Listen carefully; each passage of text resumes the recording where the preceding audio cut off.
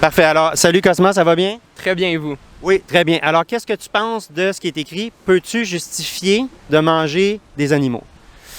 Moi, dans mon cas, je suis une personne qui aime beaucoup, beaucoup la viande. Je suis quelqu'un de très gourmand et j'ai vraiment été élevé dans une famille où on mange beaucoup de viande et on aime beaucoup tout ce qui tourne autour de ça. Donc, j'ai pas vraiment de justification pour ça, mais oh my god, c'est pas facile. Si j'avais un argument, c'est que ça fait très longtemps qu'on mange de la viande et il y a plein d'autres animaux qui sont carnivores et qui se mangent entre eux. Donc je vois pas. Tu as donné deux arguments, est-ce que ça te va? Ouais, ça me va. Okay. Alors moi, Cosma, j'ai mangé personnellement de la viande pendant 38 ans sans vraiment me poser de questions. Puis c'est après avoir discuté avec des gens puis vu comment ça se passait dans l'industrie qu'à un moment donné, ça m'a levé le cœur, puis j'ai décidé d'arrêter pour les victimes. Alors tu as dit deux arguments. Tu as dit, je pense que ça fait longtemps qu'on mange de la viande. C'est ça que tu as dit? Alors, moi, je te dirais, est-ce que, parce que ça fait longtemps qu'on fait quelque chose, est-ce que c'est une bonne raison de continuer? Tu sais, comme je pourrais te donner des exemples, il y en a beaucoup, là, comme je pourrais dire, ça fait longtemps qu'on fait la guerre, je pourrais dire, ça fait longtemps que les viols existent, ça fait longtemps que les gens s'entretuent. Est-ce que le fait qu'on fasse quelque chose depuis longtemps peut servir de justification morale pour continuer à le faire?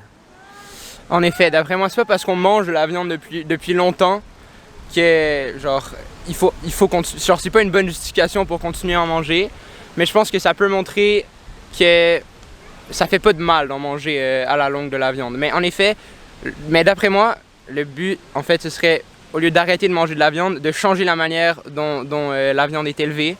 Donc le bétail commence à élever et tout. Et plutôt que d'avoir genre des grosses industries où il y a comme un élevage de masse qui est fait, il faudrait que comme il y ait beaucoup plus de petites fermes responsables, biologiques, où ils font moins de mal aux animaux, ils sont élevés beaucoup plus en liberté. Et c'est sûr que quand on vit dans une grosse ville comme ça, c'est difficile parce qu'on est vraiment beaucoup et il n'y a pas tant d'espace pour faire ça. Et bien sûr des champs où on élève des animaux et tout, ça prend beaucoup de place. Mais c'est bon. Alors tu me dis, dans tout ce que tu as dit au début, ça fait pas de mal de manger un peu de viande une fois de temps en temps. Explique-moi pourquoi tu dis que ça fait pas de mal.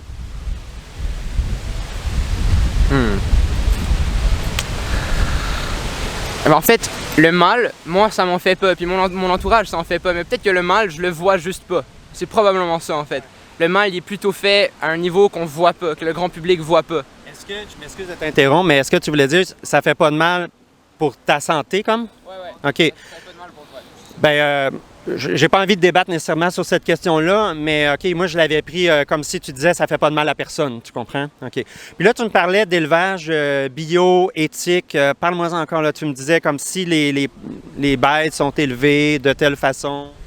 Ouais, c'est ça. Donc, ce que je disais, c'est que ce qui fait de mal, là, je pense, là où il peut y avoir du mal qu'on peut percevoir, d'après moi, c'est quand il y a une quantité énorme de bêtes qui sont élevées dans un petit endroit pour, par exemple, nourrir une population comme à Montréal où c'est très concentré.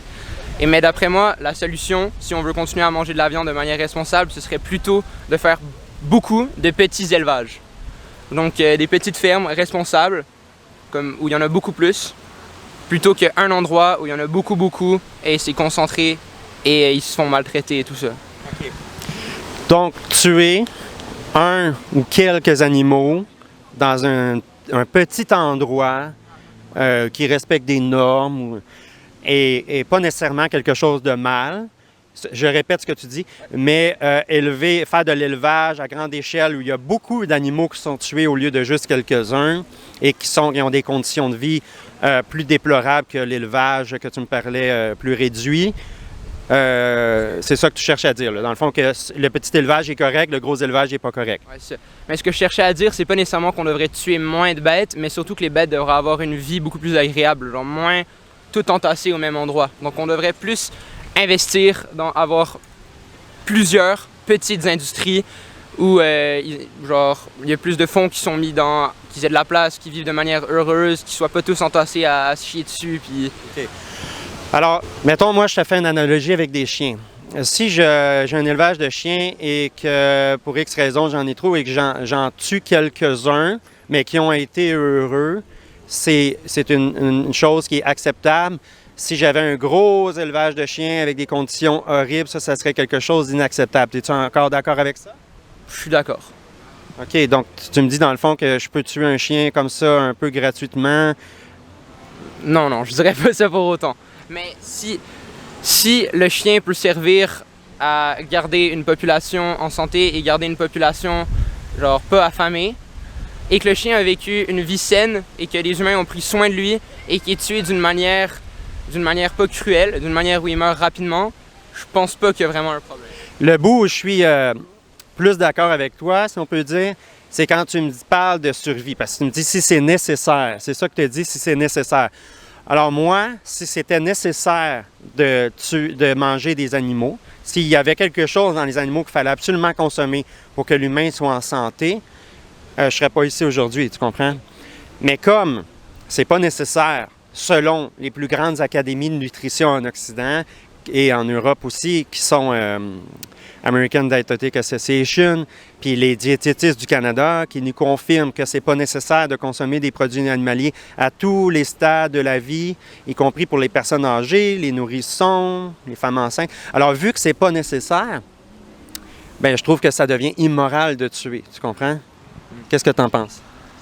Mais je me suis pas beaucoup renseigné sur la question, mais j'ai souvent entendu que quand on est végétalien, donc on mange pas de produits animaux, pas de produits laitiers, ni rien de tout ça, c'est beaucoup plus difficile d'avoir tous les nutriments, toutes les vitamines et de vraiment rester en santé, d'avoir aucune carence. Donc je sais pas, je m'y connais pas super bien, mais j'ai souvent entendu ça. Que quand on est végétalien, les carences sont difficiles à éviter. Ouais. Moi aussi j'ai entendu ça, puis je le croyais un peu. Jusqu'à ce que je comprenne exactement qu'est-ce qu'il voulait dire, comme quand Santé Canada nous dit qu'un régime végétalien bien planifié et sain à tous les moments de la vie, ce qu'ils veulent dire, c'est que il faut pas juste que tu arrêtes de manger des produits animaliers puis que tu remplaces ça par rien, OK? Puis que tu manges juste tes légumes, que tu manges juste tes glucides. Là, c'est sûr qu'il va te manquer des nutriments. Mais si, par contre, tu prends les produits animaliers et que tu les remplaces par autre chose, comme des légumineuses, des pois chiches, des graines comme des graines de tournesol, des graines de n'importe quoi, là. Les graines de chanvre, les graines de chia. Si tu remplaces par du tofu, si tu remplaces par du tempeh, là, à ce moment-là, évidemment, tu n'auras pas de problème parce que tu as remplacé les produits animaliers par des produits végétaux qui, justement, vont contenir tous les éléments que tu as besoin, comme le fer, et etc., le calcium et les protéines. Mais ça, je disais pas du tout que c'est impossible. Moi, à vrai dire, je m'y connais pas beaucoup là-dedans. Mais j'ai juste l'impression que ça prend une certaine recherche. Et genre, ça prend un certain intérêt aussi pour s'y connaître assez, pour manger que des plats végétaliens et ne pas avoir de carence. Mais c'est ça, je dis pas que c'est impossible. Mais je suis totalement d'accord. Je suis totalement d'accord qu'il faut un minimum de connaissances. C'est-à-dire, si tu fais juste arrêter de manger ces produits-là puis que tu fais comme d'habitude pour tout le reste, ça ne fonctionnera pas pour toi. Il faut que tu ailles chercher. Mais c'est tellement juste logique. Tu sais, tu prends les produits animaliers, tu les remplaces par les protéines végétales, puis tu n'auras pas de problème, tu manqueras de rien. Mais il faut juste que tu le fasses. Tu sais, c'est juste ça la difficulté. Tu sais. Puis l'intérêt, parce que tu me dis intérêt, bien, l'intérêt pour moi, puis pour la plupart des véganes qui sont véganes pour des raisons éthiques, l'intérêt est venu du fait que j'ai vu comment ça se passait dans l'industrie, que j'ai vu ces documentaires-là, Dominion, Earthling, et moi, personnellement, il m'a fallu les voir plusieurs fois, puis en voir plusieurs documentaires comme ça pour vraiment comprendre que les conditions étaient horribles, mais partout, puis que c'était pas mieux au Québec, que c'était pas mieux ailleurs, puis que c'était vraiment horrible partout. Là, à un moment donné, j'ai eu la drive, j'ai eu l'intérêt, mais un intérêt forcé, si tu veux, à m'intéresser à la question parce que je voulais plus du tout contribuer à cette horreur-là que j'ai vue. Mais pensez-vous pas... En fait, je sais pas, mais pensez-vous pas qu'il y a certains élevages où c'est mieux fait, par exemple, genre des petites fermes écolo, genre avec beaucoup moins de revenus, j'imagine, et beaucoup moins de bétail au complet. Mais pensez-vous pas que c'est possible pour certaines petites fermes de faire cet élevage de manière responsable? Sans être cruel envers les bêtes. Ouais. Admettons que, je vais te poser une question qui répond à ce que tu viens de me demander. Admettons que je t'offre 3 choix, OK? Mais mettons qu'on hypothétise, OK? C'est hypothétique au bout, là. Mais admettons que je t'offre le choix, toi, de te réincarner en animal, comme en cochon, si tu veux, et de vivre ta vie en cochon dans un élevage de masse. où il n'y aura absolument aucun traitement éthique, où tu vas souffrir du début à la fin, jusqu'à être engorgé, jusqu'à la chambre à gaz. Ça, c'est ton premier choix. Ton deuxième choix, ça serait d'être dans un élevage bio, là, une petite fermette, là, comme il n'y en a vraiment pas beaucoup, là, parce que ce qu'on achète à l'épicerie, c'est pas ça, mais admettons, une petite fermette avec des cochons qui se font faire des gratouilles, qui ont de l'amour, mais qu'à la fin, ils s'en vont quand même se faire tuer à 5-6 mois dans la chambre à gaz et se faire égorger après. OK, ça, c'est le deuxième choix. Ou je te donne le troisième choix, c'est-à-dire avoir une vie de cochon qui ne se fera jamais égorger, qui ne se fera jamais arracher les testicules, qui ne se fera jamais couper la queue, puis qui va mourir d'une vie normale, soit de vieillesse ou de maladie à un âge avancé. Lequel tu choisirais? Bien évidemment, je choisirais la troisième option. C'est ça, tu choisirais la troisième option parce que dans la façon que tu voyais les choses, puis je te blâme pas, là, mais dans la façon que tu voyais les choses, il y avait juste les deux premières, tu comprends? La troisième n'existait juste pas. T'sais. Mais dans le fond, si on est pour faire naître des cochons, puis leur faire vivre un enfer comme ça, de mourir de cette façon-là, parce qu'au Québec, ils sont tués dans des chambres à gaz chez Olymel, entre autres. Là. C'est pas quelque chose d'inventé, c'est un fait. Là. Il y a des sources, c'est écrit sur leur site de toute façon. Alors je me souviens plus ce que je m'en allais, là, mais bref, tu voyais juste ces deux choix-là. L'autre choix, ouais, c'est ça, de faire naître des animaux puis de leur faire vivre cet enfer-là. Est-ce qu'ils ont vraiment une belle vie? Est-ce que ça vaut la peine de les faire naître? T'sais? Je sais pas, mais j'imagine que ce serait peut-être possible, mais ça demanderait beaucoup plus de moyens de faire vivre aux cochons, par exemple, une vie tout à fait correcte, où ils vivraient, comme tu disais tantôt, avec des petites gratouilles et genre qui vivent de manière joyeuse. La seule étape qui marche pas, c'est le fait de les tuer, d'après ce que je comprends. Mais il y a pas des manières de les tuer sans qu'ils souffrent, ou je sais pas, juste qu'ils vivent une vie où on les nourrit bien, on prend soin d'eux, ils sont joyeux. Mais on finit par la seule étape qui marche pas, c'est quand on les tue. Mais il n'y a pas des moyens de les tuer d'une manière moins cruelle, qui les font pas souffrir. Admettons qu'on les tue, là, aucune souffrance. Ouais. OK? Je sais que chez les vétérinaires, les chiens qui se font euthanasier, souvent parce qu'ils sont très malades, OK? Donc il y a une justification morale. Ils se font injecter, je ne suis pas assez connaissant là-dedans, mais ils se font injecter quelque chose, une drogue qui les endort. Là, je dis une drogue, mais pas une drogue comme on l'entend d'habitude, là, une drogue pharmaceutique. Là. Et ils perdent connaissance et après ça, ils injectent de quoi d'autre qui fait arrêter de battre leur cœur. Admettons que cette façon-là est vraiment là, sans douleur. T'sais. Est-ce qu'on serait quand même éthique de faire naître un cochon puis de le faire vivre, puis on le fait vivre là, d'une belle façon, comme tu as dit, là, t'sais.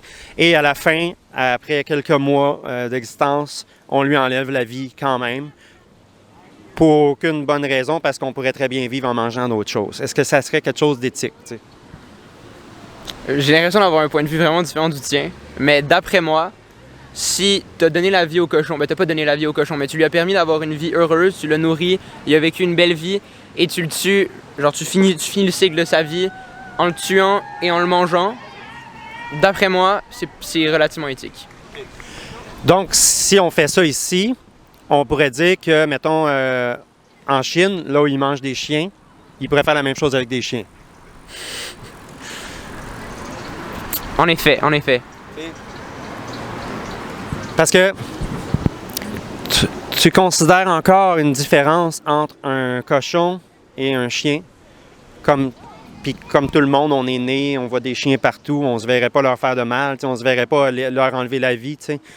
Mais les cochons, eux autres, on les voit jamais. Pourtant, il y en a autant que des humains là, qui sont en vie. Et eux, c'est correct.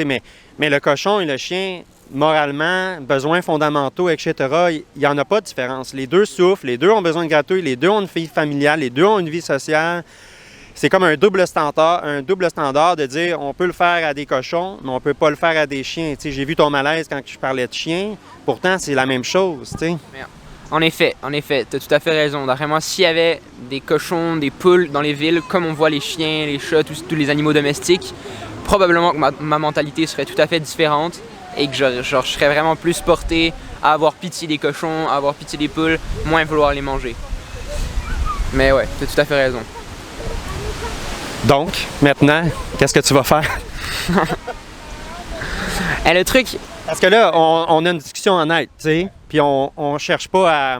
Je cherche pas à te critiquer, puis toi non plus. Puis, alors, d'une certaine façon, j'ai eu un point, on pourrait dire que tu n'as pas d'argument contre. Est-ce qu'on pourrait dire ça?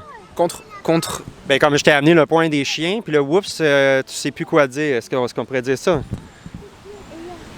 Ouais, on peut dire ça, mais le truc, c'est que c'est vraiment une question de l'éducation que tu as eue. Moi, j'ai vraiment été élevé dans une famille où on a toujours cuisiné beaucoup. Moi, je suis quand même une personne gourmande. J'ai toujours beaucoup aimé manger de la viande.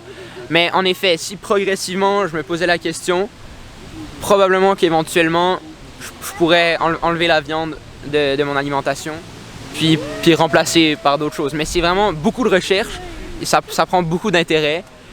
Puis, à mon niveau où je suis dans ma vie, j'ai pas encore cette motivation. Mais probablement que ça va venir à voir comment les choses évoluent. Bien, bravo, parce que là, tu sembles avoir une conscience que tu n'avais pas avant qui émerge. Ce que je vais te dire, en te bousculant un peu, c'est pendant que tu réfléchis, toi, bien, il y a encore des cochons qui vont qui vont perdre la vie dans des chambres à gaz, qui vont se faire trancher la gorge. Il y a encore des poussins qui se font broyer si tu achètes des œufs. Il y a encore des veaux qui se font séparer de leur mère à la naissance pour le lait maternel de vache. Alors, pendant que tu réfléchis et que tu prends ton temps et que tu fais tes recherches qui, dans le fond, sont pas tellement longues à faire, tu pourrais les faire ce soir, bien, pendant ce temps-là, tu contribues à payer, tu contribues à dire à l'industrie, bien, continuez à tuer des cochons, continuez à tuer des poussins, continuez à tuer des veaux mâles, parce que moi, j'ai pas encore pris ma décision finale, tu comprends? En effet. Ce qu'il faudrait en fait, c'est que mes parents entreprennent ce changement de mentalité en même temps que moi. Parce que moi, au niveau où j'en suis, je dépends surtout de mes parents. C'est eux qui font l'épicerie, c'est eux qui font la cuisine la plus grande majorité du temps à la maison. Mais en effet, si mes parents commençaient à vraiment se séparer de tout ça, de commencer à devenir végétalien, il y a beaucoup de chances que je change avec eux dans cette voie-là. Mais quand je vais être en appartement, que je vais faire mon épicerie moi-même tout le temps et toujours cuisiner mes propres choses, c'est là que je vais vraiment me poser la question et c'est là que je vais vraiment voir le problème en face. Parce que là, c'est pas moi qui a vraiment une influence sur ce que je mange. Bien sûr, j'ai une influence, mais c'est pas moi qui a la plus grande influence sur ce que je mange et ma manière de me nourrir, voilà. Surtout mes parents. Je comprends tous tes arguments, que ça prend du temps à changer une habitude. Mais je te bouscule encore. Pour moi, puis je viens de te dire, je te comprends, tu sais.